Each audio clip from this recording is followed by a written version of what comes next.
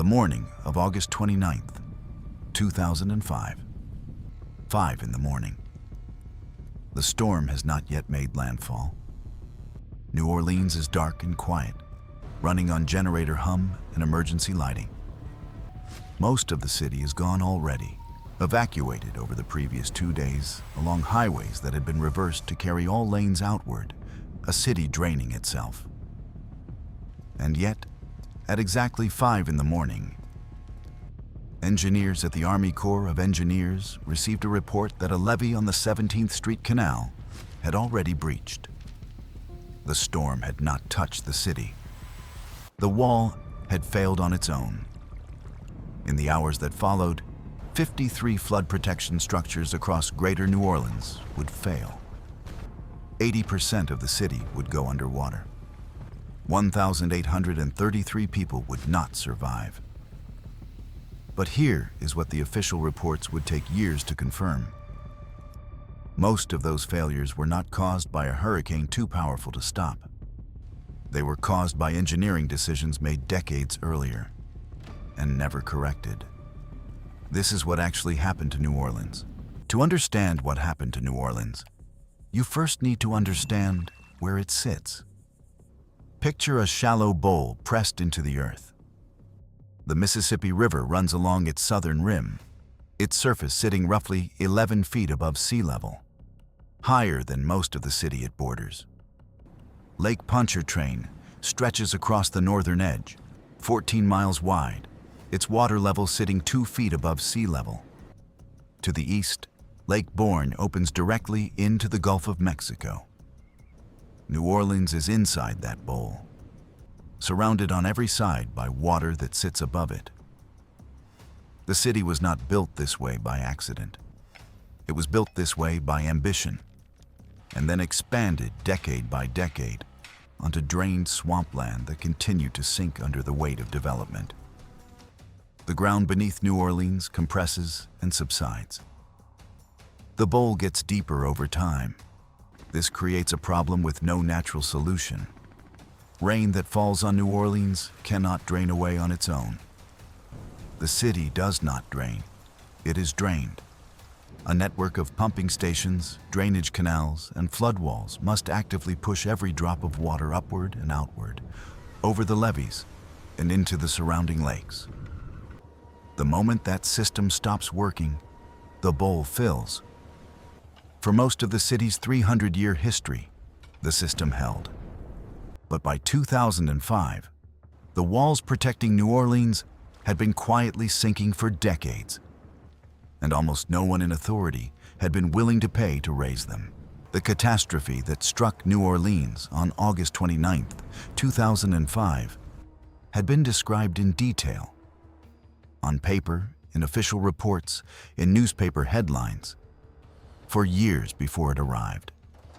In 2002, the Times-Picayune published a 5-part investigative series titled Washing Away.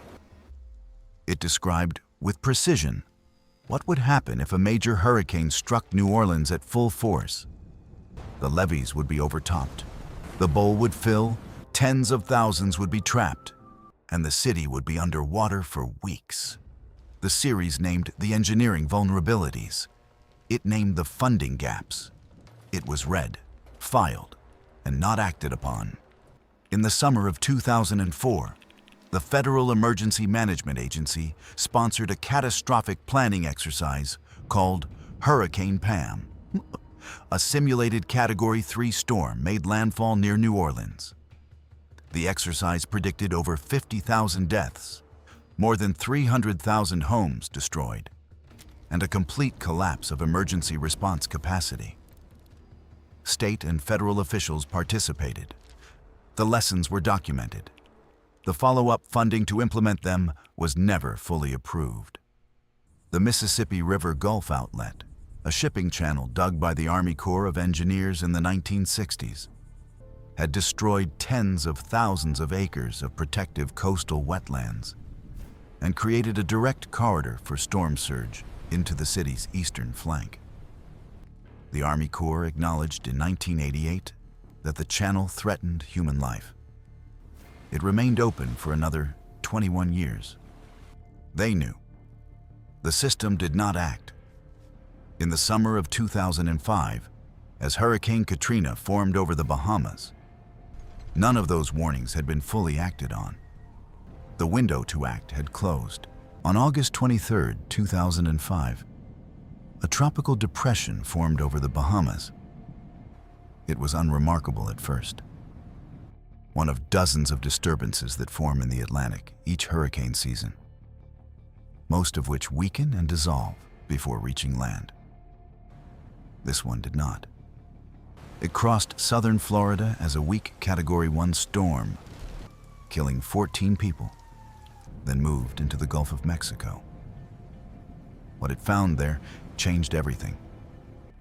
The Gulf's surface temperature that August was running above average. Warm water is the fuel a hurricane burns, and the Gulf was offering an abundance of it. Katrina began to intensify at a rate that forecasters described as exceptional. Within 2 days of entering the Gulf, the storm had become a Category 5 hurricane. By the morning of August 28th, its sustained winds had reached 175 miles per hour. Its outer rain bands already extended more than 400 miles from its center. Then, as it approached the Louisiana coast, it weakened. Wind shear and cooler, shallow waters near shore stripped energy from the system. Katrina made landfall as a Category 3 storm. That weakening would later allow some officials to claim they had not anticipated the scale of what followed. By the evening of August 28th, the National Weather Service had issued its most severe language in years. Most of the affected area, it said, would be uninhabitable for weeks, perhaps longer. New Orleans had run out of time. On August 28th, 2005, New Orleans Mayor Ray Nagin issued the city's first ever mandatory evacuation order. The highways out of the city were converted to contraflow, all lanes running in one direction, outward. An estimated 1 million people left over the previous 48 hours. The interstates moved steadily, if slowly, toward Baton Rouge, Houston, and beyond. What those highways could not carry was everyone. Approximately 1/4 of New Orleans households did not own a car. The city's poorest neighborhoods concentrated in the lowest lying areas, closest to the drainage canals, had the lowest rates of vehicle ownership and the fewest resources to arrange alternatives. The elderly, the disabled, those without credit cards or family outside the city had nowhere to go and no means of getting there. The city had a plan for this. School buses and municipal transit vehicles were to be deployed to designated pickup points across the city, collecting residents who could not self-evacuate. The plan was never executed. The buses sat in their lots. The woman in the lower 9th Ward had waited 2 days for a bus that did not come. On the evening of August 28th, she was still in her house, 2 blocks from the Industrial Canal, with her elderly neighbor. By the evening of August 28th, the interstates out of New Orleans were empty. The city was as prepared as it was going to get. Around 100,000 people remained inside it. At 6:10 in the morning on August 29th, 2005, Hurricane Katrina made landfall near Burras, Louisiana, approximately 50 miles southeast of New Orleans. Its sustained winds at landfall measured 125 miles per hour. Its eye tracked to the east of the city center. That eastward track mattered. It meant the most destructive side of the storm, the northeastern quadrant, where winds rotate onshore with the greatest force, passed over coastal Mississippi rather than directly over New Orleans. Gulfport and Biloxi absorbed a storm surge that reached 28 feet in some locations. The destruction along the Mississippi coast was immediate and total. In New Orleans, the winds were damaging but survivable. Trees came down, roofs lost shingles, power failed across the city. But the levees, as far as anyone monitoring them could tell, were holding. By mid-morning, officials had begun to cautiously suggest that New Orleans had endured the worst and come through it. But at 5 o'clock that morning, before the storm had even touched land, the first report had already arrived. A levee had been breached. The city had not survived the storm at all. It had simply not yet realized what was happening beneath it. The story most people know about Hurricane Katrina is that the levees were overtopped, that the storm surge simply rose higher than the walls and poured over the top. That is part of what happened. It is not the whole story. And it is not the part that engineers would spend years trying to explain. At approximately 5 in the morning on August 29th, 1 hour before landfall, a section of the flood wall along the Industrial Canal on the eastern edge of the city began to breach. Water was seeping beneath the base of the wall, not over its top. The wall was moving. A pump station operator nearby radioed what he was seeing to colleagues across the city. The call went unanswered by anyone with authority to act. The 17th Street Canal runs through the heart of New Orleans, carrying drainage from the city's densest neighborhoods northward into Lake Pontchartrain. Its flood walls were built using a design called an eye wall, a concrete panel anchored by vertical steel sheet piles driven into the ground. The sheet piles beneath the 17th Street Canal wall had been driven to a depth of 17 feet. Engineering analysis conducted after the storm determined they should have been driven to between 31 and 46 feet to reach stable soil. The shallower depth had been chosen during original construction to reduce costs by approximately $100 million. When storm surge pushed water against the 17th Street Canal wall on the morning of August 29th, the saturated soil beneath the shallow sheet piles shifted. The wall did not overtop. It rotated outward at its base and collapsed, at a water level still below its designed protective height. The Army Corps of Engineers received the breach report at 5 in the morning. The breach had begun before the storm made landfall. The London Avenue Canal, running parallel to the 17th Street Canal 2 miles to the east, failed twice that morning through the same mechanism. Foundation collapse, not overtopping. Both walls gave way below their engineered capacity. Compounding every failure was subsidence. The levee structures across the city had been sinking into the soft deltaic soil for decades. The industrial canal structures had dropped more than 2 feet below their intended design elevations by 2005. A wall built to hold back 15 feet of water, now standing at 13, offers a different margin of safety entirely. Within 6 hours of landfall, the city's drainage canals had become its destruction. The water that the pumping system was designed to remove was now pouring in through the very walls meant to stop it. By mid-morning, 80% of New Orleans was flooding, and the pumping stations, now submerged, had gone silent. The flooding did not arrive as a single wave. It arrived as geography. The lower 9th Ward, situated immediately east of the Industrial Canal and among the lowest ground in the city, flooded fastest. When the Industrial Canal wall collapsed, water moved through the breach with enough force to lift houses off their foundations and push them into neighboring streets. Within hours, water in parts of the lower 9th Ward had reached rooftop level. Residents who had not evacuated climbed into attics. Some cut through their own roofs with axes and hatchets they had carried upstairs for exactly this possibility. To the north and west, the 17th Street and London Avenue Canal failures sent water spreading through Lakeview, Mid-City, Gentilly, and New Orleans East. These neighborhoods filled more slowly, but no less completely. Water crept under doors, rose through floorboards, climbed staircases. By the afternoon of August 29th, some areas carried 15 feet of standing water. The French Quarter did not flood. The Garden District did not flood. These neighborhoods occupy the natural high ground formed over centuries by the Mississippi River, depositing sediment along its banks. The original footprint of the city, built before drainage technology made the surrounding lowlands habitable. Their elevation protected them. The neighborhoods that flooded and the neighborhoods that did not trace a line through New Orleans that is also a line through its history.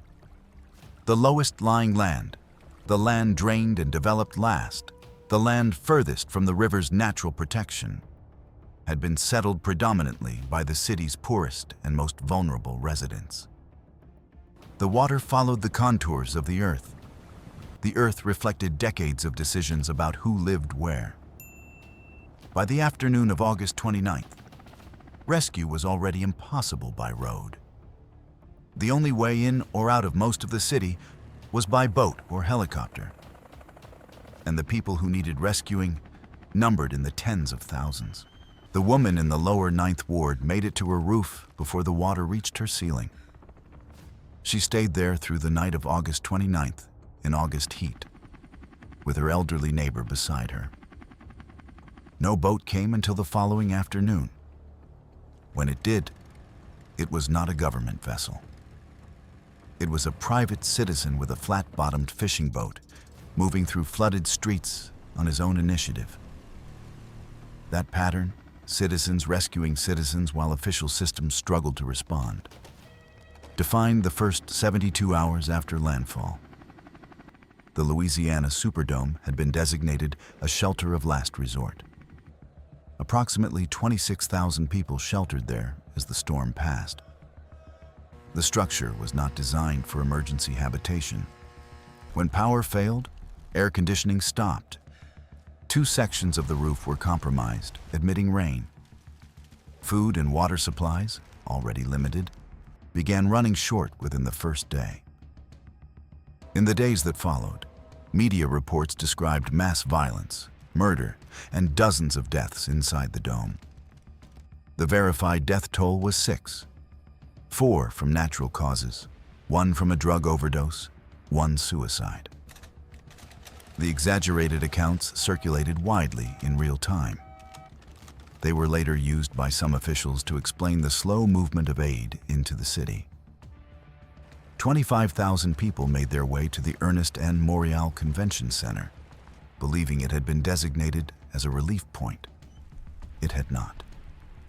There were no supplies there, no officials, no medical personnel, and no plan. People waited for days in the heat, without food, clean water, or information. The United States Coast Guard conducted 34,000 rescues across the city, by helicopter, by boat, through windows and roof holes, in the days following landfall. Individual officers and crews worked without sleep. The institutional response around them moved far more slowly. At Charity Hospital, 200 patients remained stranded without power, running water, or adequate supplies for 5 days before evacuation was completed. Staff treated patients by flashlight and manual ventilation. On the Crescent City Connection Bridge, leading out of New Orleans toward the suburb of Gretna, police officers turned back residents attempting to walk to safety. They were ordered back into the city at gunpoint. By September 1st, 3 days after landfall, the federal response had still not reached the convention center. The Department of Homeland Security Secretary said publicly he had not heard about thousands of people without food and water there, while news cameras broadcast it live. In 2007, the American Society of Civil Engineers released its post-Katrina investigation. Its conclusion was unambiguous. The levee failures that flooded New Orleans were the worst engineering disaster in the history of the United States. The investigation traced each failure to its origin. The 17th Street Canal and London Avenue Canal collapses led back to a single cost-saving decision made during original construction. Sheet piles driven to 17 feet instead of the 31 to 46 feet required to reach stable soil. That decision had saved the Army Corps of Engineers approximately $100 million. It had made structural failure under storm surge conditions almost mathematically inevitable. The walls were not overtopped by a storm too powerful to withstand. They collapsed under pressure they were designed and funded to resist. The Mississippi River Gulf outlet had funneled storm surge directly into St. Bernard Parish and the lower Ninth Ward, overwhelming levees along its banks and contributing to the most severe flooding in the city's eastern reaches. The Army Corps had acknowledged in 1988 that the channel posed a threat to human life. 17 years passed between that acknowledgement and the storm. The channel was not closed until 2009. At the time of landfall, the hurricane protection system was between 60 and 90% complete, depending on location. Not because the remaining work was technically difficult, but because the funding to finish it had not been consistently appropriated across successive federal budgets spanning multiple administrations and decades. No single decision made this disaster. No single administration, no single director, no single engineering team. The failure accumulated over 30 years of deferred action, optimistic assumptions, and insufficient investment. Each individual choice defensible on its own terms, the combination of them catastrophic. The official death toll settled at 1,833 people. More than 400,000 residents left New Orleans permanently. A city of nearly 500,000 shrank to fewer than 300,000. Those numbers are the measure of what the system cost when it failed. The woman from the lower Ninth Ward did not return. Her house, like thousands of others in that neighborhood, was demolished in the years following the storm. The lot where it stood remained vacant for more than a decade. A rectangle of grass where a street of homes used to be. She settled in Houston. She was not alone. The lower Ninth Ward, which had flooded deepest and drained last, recovered the least. A neighborhood that had housed nearly 14,000 people before the storm held fewer than 3,000 a decade later. After Katrina, the federal government committed $14 billion to rebuilding the New Orleans flood protection system. By 2011, a redesigned network of levees, flood walls, and surge barriers was declared complete. Built to withstand a storm with a 1% chance of occurring in any given year. Engineers called it the most extensive civil works project in American history. It was, in almost every measurable way, the system that should have existed in 2005. The city's population recovered partially. The neighborhoods that came back most fully were those that had flooded least. The neighborhoods that flooded deepest, the lowest ground, the poorest areas, the communities furthest from the river's natural protection, came back the least, or did not come back at all. The questions that remain are not engineering questions. The warnings existed. The vulnerabilities were documented. The funding gaps were known. The inequality of who could leave and who could not was visible before the first raindrop fell. If a system fails exactly when people need it most, and the failure was preventable, the question of responsibility does not disappear with the floodwater. Remember New Orleans. Remember that the warnings came first. Remember that the cost of deferred action is never paid by the people who deferred it. If this video gave you something to think about, share it with someone who needs to hear it. Subscribe so you do not miss the next Reconstruction. And if you want to go deeper, the previous episodes on Johnstown, Galveston, and Halifax are linked below. Every one of them tells the same story in a different city. The warning always came first.